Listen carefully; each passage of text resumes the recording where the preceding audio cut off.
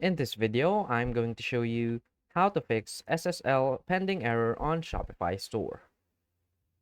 So please watch the video until the end and follow this tutorial step by step to avoid making mistakes. So let's get started.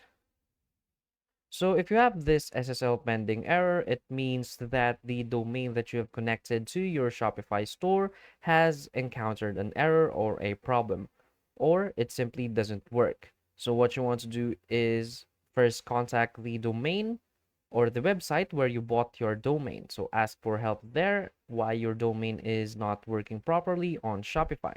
And the next thing you can do is go to your Shopify admin dashboard, click on My Store in the top right, and click here on Help Center.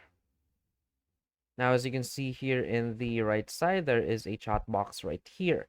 So you just need to type here domain help.